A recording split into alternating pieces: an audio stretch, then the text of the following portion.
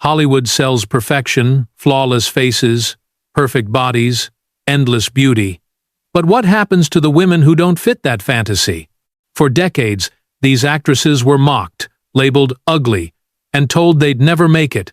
Yet they did, and they did it better than anyone expected.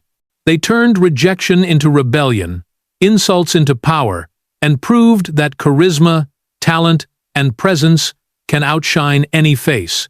These are the women Hollywood once laughed at and now can't live without. Which of them proved that beauty was never the ticket to greatness? 15. Whoopi Goldberg. Whoopi Goldberg has never looked like the Hollywood fantasy, and that's exactly why she rewrote it. In an industry built on impossible beauty standards, she was the woman they said could never be a star. Her face didn't fit the golden ratio, her smile wasn't symmetrical, her voice was deep and rough-edged. But while other actresses chased perfection, Whoopi chased truth, and truth made her unforgettable. Born Karen Johnson in a New York housing project, she grew up poor, imaginative, and constantly underestimated. Teachers mocked her dyslexia. Casting agents told her to change her name, her hair, her everything, but she refused. When she performed her one-woman show on Broadway in the early 1980s, audiences didn't see ugly, they saw raw humanity. Her humor was cutting, her storytelling electric.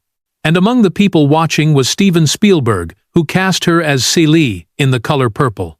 The performance was a revelation. Whoopi's face expressive, powerful, utterly real carried emotions most actresses could only imitate. She earned an Oscar nomination, but more importantly, she made audiences feel something deeper than beauty. She became proof that talent can make the camera fall in love in ways symmetry never could. Still, Hollywood didn't change overnight. Gossip columns called her unconventional looking. Talk shows mocked her hair, her teeth, her clothes. Whoopi never apologized. Instead, she leaned into her uniqueness, saying, "I'm not beautiful like other women. I'm beautiful like me." That defiance became her armor and her brand. Then came Ghost, Sister Act, and a streak of awards that made history. She became one of the few entertainers ever to win an Emmy, Grammy, Oscar, and Tony, the legendary EGOT. From stage to screen, she commanded every room, not with beauty, but with energy, timing, and truth. Today, Whoopi stands as a living contradiction to Hollywood's cruelty. The woman they once called too ugly for movies is now a permanent fixture of American culture, an icon who outlasted the pretty faces that once laughed at her. Her story isn't about looks. It's about power, the kind that no mirror can measure. 14. Sarah Jessica Parker. Sarah Jessica Parker has lived her entire career under the shadow of one word: ugly.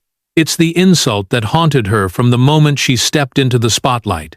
Critics wrote it, fans repeated it, and the internet never let her forget it. But if Hollywood taught us anything, it's that the people they mock often become the ones they can't ignore. Born in Ohio to a working-class family of 8 children, Sarah's path to fame was anything but easy. She trained in dance and theater, performing on Broadway before she could even drive. She wasn't the California beauty. The film industry worshipped her. Features were sharp, her nose strong, her look unconventional. Casting agents often told her she was too quirky or not leading lady material. Still, she refused to play it safe. She took roles that showed range instead of vanity, building a reputation as an actress who could make any character feel alive. Then came Sex and the City. When Parker stepped into the Manolos of Carrie Bradshaw, she didn't just play a character, she created a cultural phenomenon. But even as she defined a generation of women's empowerment, the backlash never stopped. Online forums mocked her face. Tabloids called her a horse. Years later, in interviews, Parker admitted that the constant cruelty hurt deeply, especially when it came from women. Yet she never lashed out. She fought back with grace, humor, and work. Behind the designer clothes and witty lines, Sarah Jessica Parker became something Hollywood rarely allows, a woman in full control of her narrative. She didn't try to change herself to please anyone. She aged naturally, embraced wrinkles, and refused the plastic perfection that devoured so many of her peers. While others chased youth, she chased substance producing, designing, and shaping stories that centered on real women, not fantasies. In a world where beauty fades fast, Parker's influence keeps growing. She built an empire out of authenticity, and the very features people once ridiculed became her trademark. Her long face, sharp eyes, and defiant smile now symbolize resilience. Sarah Jessica Parker may never have fit Hollywood's beauty ideal, but she fit something far greater, a generation of women who stopped apologizing for how they look. The industry once called her too ugly. She turned it into the face of confidence. 13. Tilda Swinton. Tilda Swinton has never belonged to Hollywood, and that's her greatest power. The first time she appeared on screen, critics didn't know what to call her. Alien, androgynous, too pale, too strange, too cold. In a town obsessed with symmetry and glamour, she looked like she'd stepped out of another dimension. And maybe she had, because no one since has moved through cinema with her kind of fearless originality. Born Catherine Matilda Swinton into an old Scottish family, she studied at Cambridge and drifted into performance art before she ever thought of Hollywood. Her face sharp, ghostly, hypnotic, was everything casting directors said audiences wouldn't accept, yet European filmmakers saw what others couldn't, a living piece of modern art. In Derek Jarman's films, she didn't act so much as exist calm, unsettling, magnetic.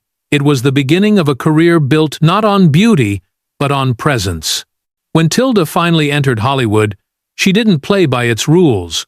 While most actresses fought for romantic leads, she chose characters that blurred gender, morality, and humanity itself.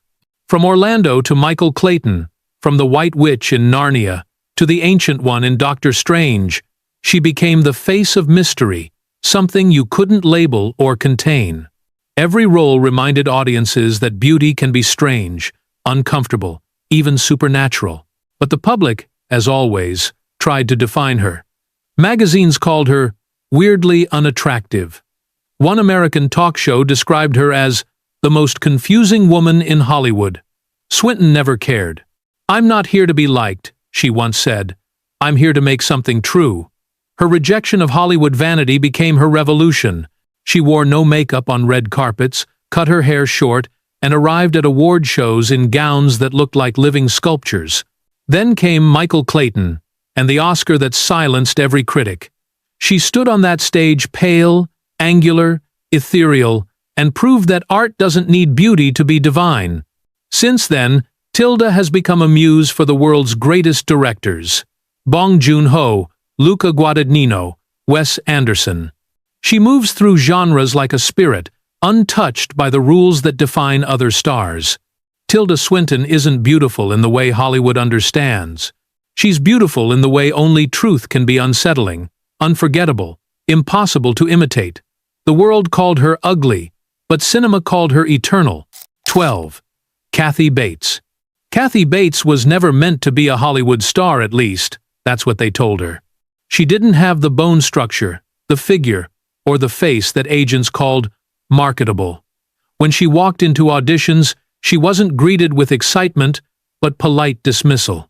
In an industry built on appearances, she was a reminder that talent often wears the wrong face. But Kathy Bates didn't care. She had something more dangerous than beauty, the ability to make people believe every word she said. Born in Memphis, Tennessee, Bates grew up loving words more than mirrors. She studied theater at Southern Methodist University and moved to New York with nothing but ambition and an unshakable sense of self. For years, she was the actress everyone respected but no one would cast. Directors said she was too plain for a lead and too powerful for a side role. That strange space, too much and not enough, became her curse, until Misery changed everything. In 1990, she stepped into the role of Annie Wilkes, the fan from hell in Rob Reiner's adaptation of Stephen King's novel. The film was a shockwave. Bates didn't just play the part, she embodied obsession itself. Audiences couldn't look away. When she swung that sledgehammer, Hollywood's image of a leading lady shattered. She won the Academy Award for Best Actress, and overnight, the woman they'd called too ugly became the face of raw, terrifying brilliance. But even after her win, the whispers didn't stop. Critics described her as earthy or homely, coded words that hid the same old prejudice. Bates turned every insult into fuel. She built a career on defying expectations, stealing scenes in Fried Green Tomatoes, Dolores Claiborne, and Titanic. She never apologized for not being glamorous. Instead, she reminded the world that charisma can't be painted on. Off-screen, Kathy fought tougher battles. She survived cancer twice and became an advocate for body positivity and health awareness, speaking openly about the scars Hollywood hides. "I never wanted to be a sex symbol," she once said. "I wanted to be an actress, and I think I did that." Today, she's revered as one of America's great character actors, the kind who doesn't need youth or beauty to dominate the screen. Her power comes from honesty, from the way her eyes can switch between warmth and danger in a heartbeat. Kathy Bates proved what Hollywood never wanted to admit. Real power has nothing to do with how you look, and everything to do with how you make people feel. 11. Frances McDormand. Frances McDormand never wanted to be beautiful, and that alone made her dangerous. In an industry obsessed with youth, glamour, and marketable smiles, she arrived like a storm no one could contain. She didn't charm the camera, she challenged it. Her face told real stories of exhaustion, survival, intelligence, things Hollywood makeup could never fake. For decades, producers called her unconventional. What they meant was too real for their fantasies. Born in Illinois and adopted by a pastor's family, Frances learned early that identity wasn't something handed to you, it was something you built. After studying at Yale Drama School, she arrived in New York with the sharp instincts of a stage actor and none of the vanity that defined her peers. Her first major break came with Blood Simple, the Coen brothers' debut. She didn't wear glamorous costumes or chase sex appeal, she just acted, and that was enough. But while her career slowly climbed, she stayed an outsider. Casting directors called her too old-looking, even in her 30s. One executive famously said her face was interesting but not cinematic. That line haunted her until Fargo. Playing police chief Marge Gunderson, heavily pregnant, no makeup, completely human, she won the Academy Award and dismantled every rule about what a leading woman should look like. The audience didn't fall for her looks. They fell for her truth. Frances became Hollywood's quiet rebellion. She rejected stylists, refused Botox, and rarely attended red carpets. She banned the word beauty from interviews. "I am not a beautiful woman," she once said, "but I am one hell of a woman." Her authenticity terrified an industry that lives off illusion. When she accepted her third Oscar for Nomadland, wearing no makeup and a simple black dress, it was more revolutionary than any performance, a middle finger to the machine that had always tried to polish her down. Off-screen, she married Joel Coen, raised a son, and lived far from the celebrity bubble. No scandals, no facelifts, no filters, just craft. In her world, art doesn't come from vanity, it comes from honesty. And in a culture drowning in cosmetic perfection, that honesty made her immortal. Frances McDormand is what happens when Hollywood's ugliest woman refuses to play the game and ends up owning it. 10. Barbra Streisand. Barbra Streisand's face broke every Hollywood rule, and that's exactly why it became legendary. When she first arrived in the 60s, studios told her to fix her nose, soften her jawline, and hide the features that made her unmistakably herself. "You'll never be a star looking like that," one agent said. She ignored them all. Because Barbra wasn't chasing beauty, she was chasing immortality. Born in Brooklyn to a modest Jewish family, Streisand grew up with big dreams and no resources. She didn't have the elegance of Grace Kelly or the glow of Audrey Hepburn. What she had was a voice, one so pure and powerful, it made everything else irrelevant. On stage, she was unstoppable. But off stage, she was constantly reminded of how little Hollywood valued women who didn't fit its mold. Early on, she lost film auditions because producers said her face was too ethnic, her nose too distracting. The words cut deep, but she never let them define her. "I like my nose," she said once. "If anyone doesn't, that's their problem." Then came Funny Girl, a role no one else could have played. The movie turned her insecurities into triumph. When she looked into the mirror and sang, "Hello, gorgeous," it wasn't just a line. It was a declaration of war on Hollywood's beauty standards. The film earned her an Oscar, and suddenly, the nose that executives wanted to fix became a global trademark. Still, the criticism never stopped. Tabloids mocked her looks for decades, but as others aged out of fame, Streisand's brilliance only grew. She directed, produced, and performed with total control, something few men, and almost no women, had ever achieved. She became a symbol of defiance, proof that talent, not appearance, builds legacy. Her journey wasn't without loneliness. In interviews, she admitted that the ridicule hurt, that she sometimes felt unseen beyond her voice. But she also knew that changing herself to fit Hollywood's image would mean losing everything that made her unique. And so she doubled down, wearing bold makeup, big hair, and an even bigger attitude. Every feature that critics mocked became an exclamation point in her career. Today, Barbra Streisand isn't just a singer or actress, she's an idea. The idea that beauty is confidence, that difference is strength, and that authenticity outlasts everything else. Hollywood called her ugly. The world called her unforgettable. 9. Maggie Gyllenhaal. Maggie Gyllenhaal has the kind of face Hollywood doesn't know how to sell. Intelligent, complicated, endlessly expressive. She's not the woman on the billboard, she's the one behind the camera, rewriting the rules. From the beginning, critics couldn't decide whether to call her unconventional or plain, a polite disguise for a crueler word, ugly. But Maggie never asked for permission to be beautiful. She just wanted to be real. Born into a filmmaking family, her father a director, her mother a screenwriter, her brother Jake a future star, Maggie grew up surrounded by art, not glamour. While other aspiring actresses were learning to pose, she was reading Chekhov.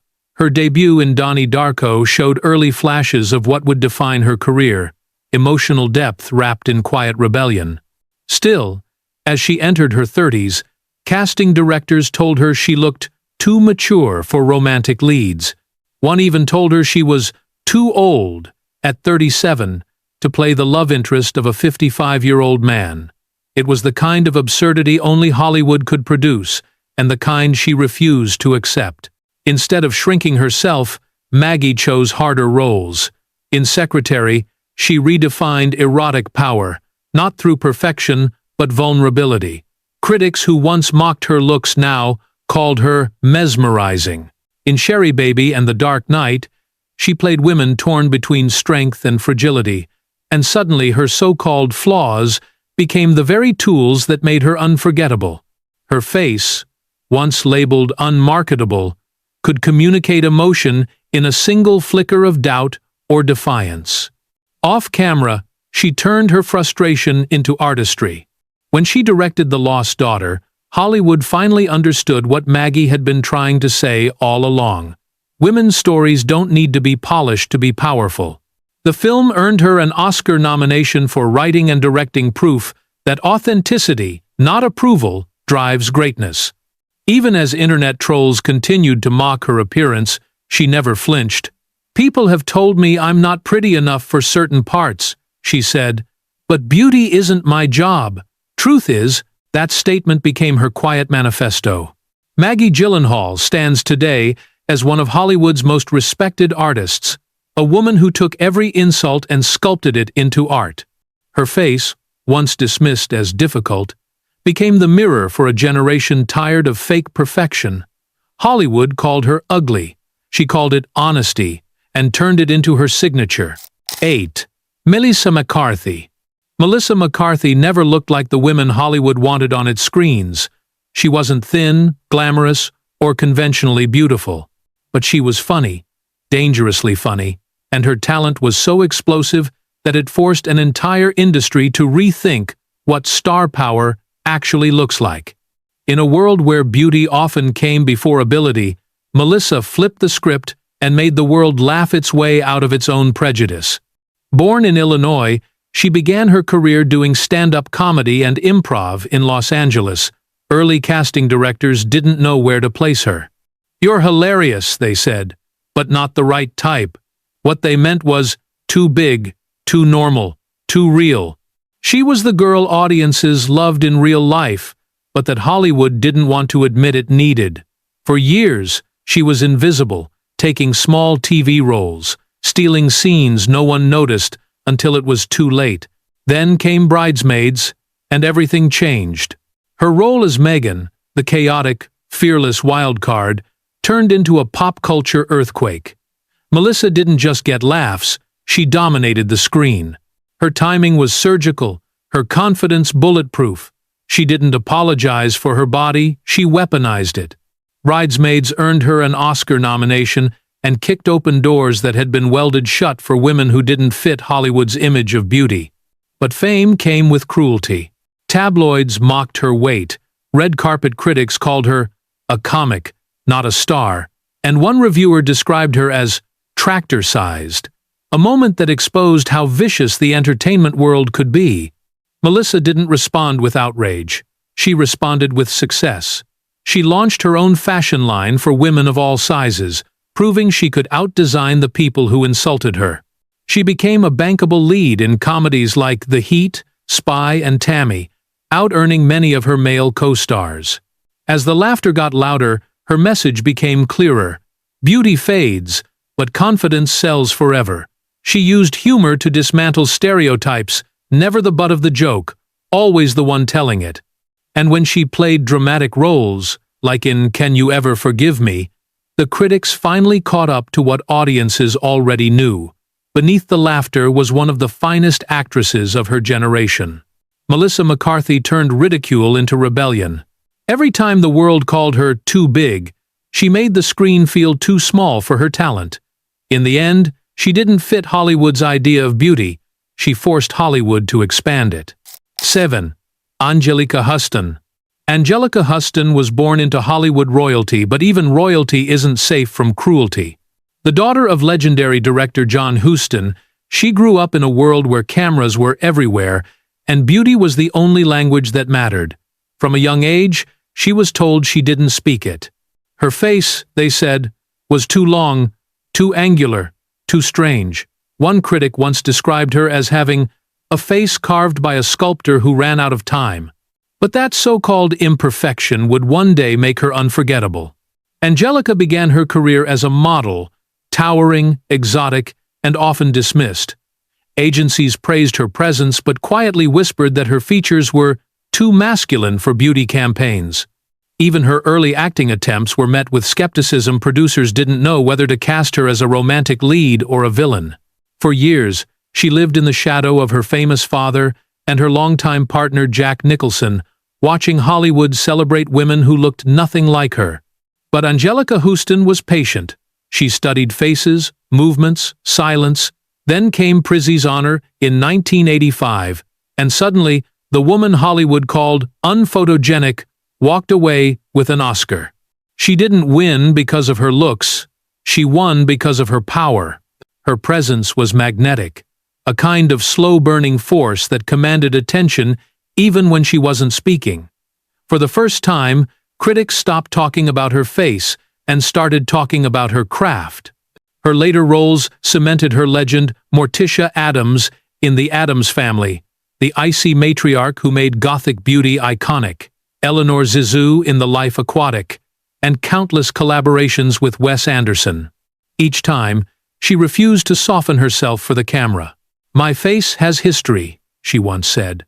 "I earned every line of it." That defiance became her trademark, elegance with an edge, glamour laced with rebellion. Still, Hollywood's double standard never left her untouched. Journalists asked invasive questions about aging and beauty. She answered them with wit, sharper than any insult. "You can't spend your life chasing youth," she said. "It's a race you're meant to lose." Her refusal to participate in the illusion made her timeless. Today, Angelica Houston stands as the definition of unconventional allure, the proof that charisma and intelligence can outshine any face sculpted by surgery. The industry that once doubted her now studies her as an icon of confidence, artistry, and endurance. Hollywood called her too strange to be beautiful. She made strange the new standard. 6. Toni Collette. Toni Collette has one of those faces Hollywood doesn't know how to label. Not traditionally beautiful, not easily typecast, just startlingly human. Her expressions shift like weather. Fragile one moment, ferocious the next. That unpredictability made her both a misfit and a master. For years, producers told her she was too plain, too real, too different. They were right about one thing: she was different. And that difference built one of the most respected careers in modern film. Born in Sydney, Australia, Collette grew up far from the sparkle of Hollywood. She didn't dream of fame, she dreamed of stories. When she landed her breakout role in Muriel's Wedding in the mid-90s, audiences saw something revolutionary. A heroine who wasn't glamorous, who didn't fit in, and who didn't care. Her performance was messy, awkward, joyful, and brutally honest. It was everything Hollywood avoided, and audiences loved her for it. Overnight, Toni became a symbol of the kind of beauty that comes from authenticity. But America didn't know what to do with her.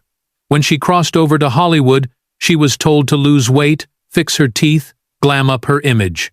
She refused. Instead, she chose characters that mirrored her own refusal to conform: the lonely mother in The Sixth Sense, the harried wife in Little Miss Sunshine, the shattered matriarch in Hereditary. Each role peeled away another layer of Hollywood illusion, showing how terrifyingly real women could be when they stopped pretending to be perfect. Still, critics couldn't resist talking about her appearance. Some called her odd-looking or bland, as if beauty was a requirement for talent. But Toni weaponized their words. She mastered transformation, becoming so different in each film that audiences forgot the insult ever existed. She could play a grieving mother, a rock singer, a serial killer, or a suburban mom, sometimes all in one year, and make every performance feel alive. Off-screen, she remained fiercely private, uninterested in fame's shallow rewards. She never built her career on red carpets or tabloid glamour. She built it on craft, humility, and an unrelenting drive to tell stories that mattered. "I'm not a movie star," she once said. "I'm an actor. There's a difference." That difference is why Toni Collette endures. In a business that worships appearance, she made emotion her beauty. Her strength lies not in being flawless, but in being true, raw, unfiltered, and impossible to forget. Hollywood called her too plain. History will call her one of the greatest. 5. Gwendoline Christie. Gwendoline Christie was told her body would ruin her career. Too tall, too broad, too strange, too impossible for the camera. When she walked into auditions, casting directors would stare not in awe, but in confusion. At 6'3", with an otherworldly face and the presence of a myth, she didn't fit the fragile, airbrushed mold of the Hollywood starlet. But while they saw misfit, she saw myth. And that difference would make her one of the most iconic figures of modern television. Born in Sussex, England, Gwendoline trained as a gymnast before an injury pushed her toward acting. She studied at the Drama Centre London, where instructors warned her that her height would be a lifelong obstacle. "You'll never play a romantic lead," one teacher told her. "No one will cast you opposite a man." For a while they were right. The industry didn't know how to frame a woman who looked like a warrior queen, but Gwendoline was patient and fiercely aware that her physicality was a gift, not a flaw. Her first break came when she was cast as Brienne of Tarth in Game of Thrones. At first, some fans mocked her appearance, calling her manly and grotesque. By the time the series ended, those same voices were calling her a legend. Brienne, noble, loyal, unbending, became the soul of the show's morality, and Christie's performance turned what Hollywood once saw as awkward into something transcendent. She wasn't just acting, she was redefining power. After Thrones, she carried that energy into Star Wars, The Sandman, and Wednesday, turning typecasting into dominance. Her tall frame, which once made her unemployable, became her signature, the symbol of a woman who refused to shrink herself to make others comfortable. She played villains, icons, and queens with the same measured grace, blending ferocity with elegance. Her red carpet appearances became performance art, towering gowns, surreal silhouettes, deliberate defiance of every beauty norm. Behind the glamour, though, was quiet resistance. In interviews, Christie often spoke about the pain of being told she wasn't feminine enough, the sting of realizing that talent meant nothing if you didn't fit a size. Yet, she turned that rejection into liberation. "I decided that if the world wouldn't have me," she said, "I'd create a world that would." Today, Gwendolyn Christie stands as proof that beauty can be power, even when it terrifies people. The same body that Hollywood rejected became its most commanding silhouette. The same face they called too strange now graces fashion runways and fantasy legends alike. She didn't just break the mold, she made it obsolete. Hollywood said she was too much. She showed them that too much is exactly what greatness looks like. 4. Bette Davis. Bette Davis was the definition of a woman who would not be defined. In an era when Hollywood was fixated on delicate beauty and passive femininity, Bette arrived like a whirlwind, fierce, raw, and impossible to ignore. Her face, angular and sharp, wasn't soft or classically beautiful. It was arresting, commanding, and wholly unforgettable. But instead of shying away from criticism, Davis embraced every bit of it, wielding her so-called ugliness as the very tool that made her a star. Born in Massachusetts in 1908, Bette Davis's early years were spent fighting for attention in a world that wanted women to be seen, not heard. As a young woman, she was told by Hollywood casting agents that she wasn't pretty enough to make it as an actress. "You're too old for the parts we want to cast you in," one producer said when she was just 24. Despite her frustration, she refused to change for the camera. Instead, she chose to be unforgettable in her own way. Her breakout role came in 1935 with Dangerous, but it wasn't until Of Human Bondage in 1934 that she truly began to show the world what she was capable of. She played a woman filled with rage, desperation, and lust, a far cry from the conventional female roles Hollywood typically offered. With every character she portrayed, she shattered the stereotypical image of women in film, offering instead complex, flawed, and unapologetically powerful performances. Yet the media and the industry still saw her as an outsider.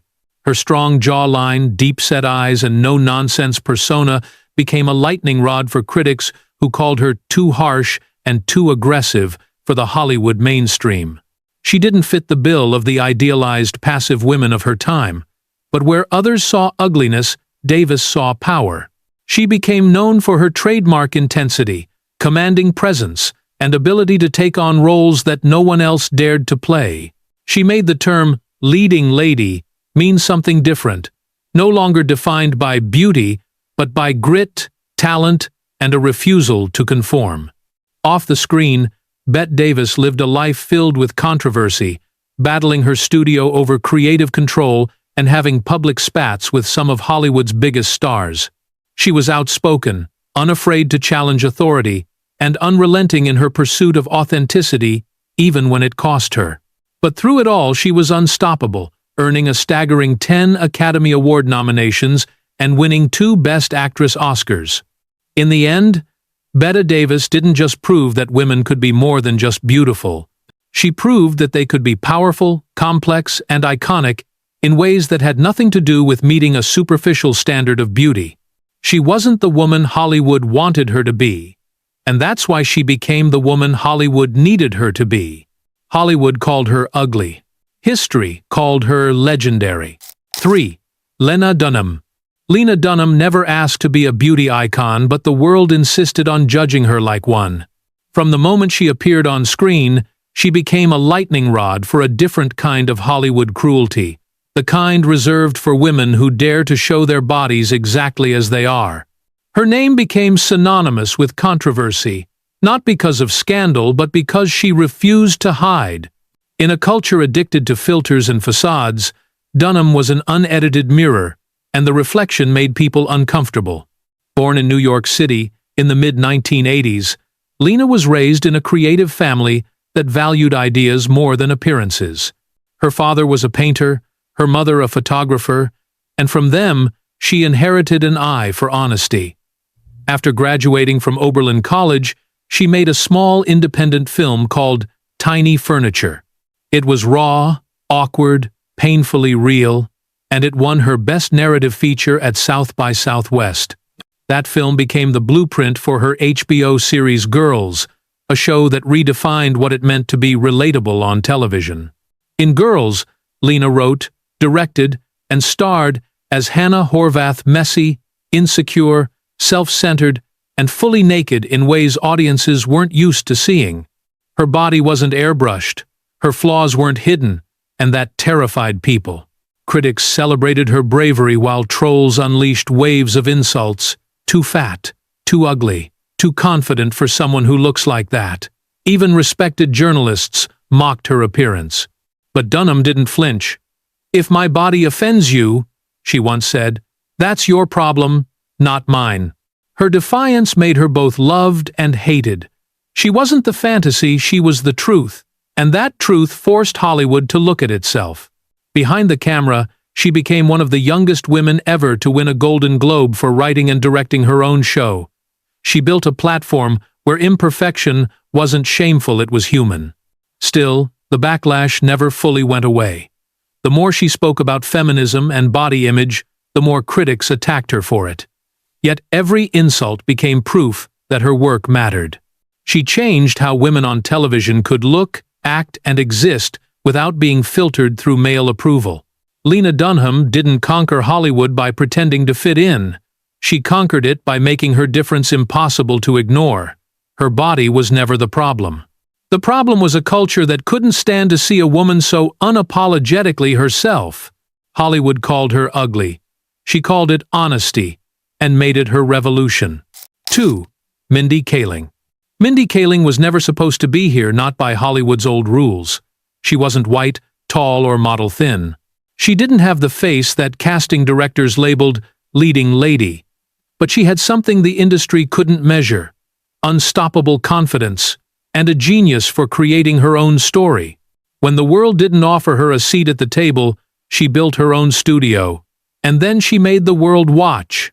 Born Vera Mindy Chokalingam in Cambridge, Massachusetts, to Indian immigrant parents, Mindy grew up loving pop culture, but rarely seeing herself in it. On TV, no one looked like her. In movies, girls like her didn't exist, not as heroes, not as love interests, not as the funny one who gets the last line. When she moved to New York after college, she started performing her own comedy, writing sketches that mocked the industry's narrow version of beauty. Her breakout came not from being cast, but from being clever. She wrote Matt and Ben, a parody play where she and her friend played Matt Damon and Ben Affleck, and critics couldn't get enough. That sharp wit caught the attention of The Office, where she became both a writer and actor, the only woman of color in the writer's room. Her character, Kelly Kapoor, was loud, vain, funny, and heartbreakingly human. But even as her star rose, the comments about her looks never stopped. "She's funny but not cute enough for network TV," one critic wrote. Mindy didn't respond, she just kept writing. Then came the Mindy Project. For the first time in network history, a dark-skinned, curvy South Asian woman wrote, produced, and starred in her own romantic comedy, and she made herself the romantic lead. It was a radical act disguised as a sitcom. When people said she wasn't believable as someone men would desire, she laughed. "I play a confident, successful woman who gets hot guys," she said. "That's not unrealistic, that's my fantasy, and I deserve to see it." Behind the humor, Kaling was reshaping Hollywood's idea of beauty and worth.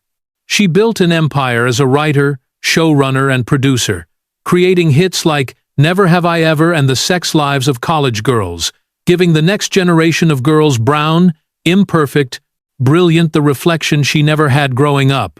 Even now, the commentary about her body or skin tone follows her online, but she's far beyond caring. "Confidence is the best revenge," she once said, and her career proves it. Mindy Kaling turned every insult into a script, every stereotype into a punchline, every rejection into another show with her name on the door. Hollywood called her not beautiful enough. She called herself the boss and made it true. 1. Hilary Swank. Hilary Swank never looked like Hollywood's dream girl, and that's why she became its nightmare. Too sharp, too serious, too intense. Those were the words casting directors used when they looked at her. But what they didn't realize was that the same face they dismissed would one day stare down from 2 Oscar stages, holding trophies for roles no one else had the courage to play. Swank didn't conquer Hollywood by fitting in. She conquered it by refusing to disappear. Born in Lincoln, Nebraska, in the early 1970s, Hilary grew up in a trailer park.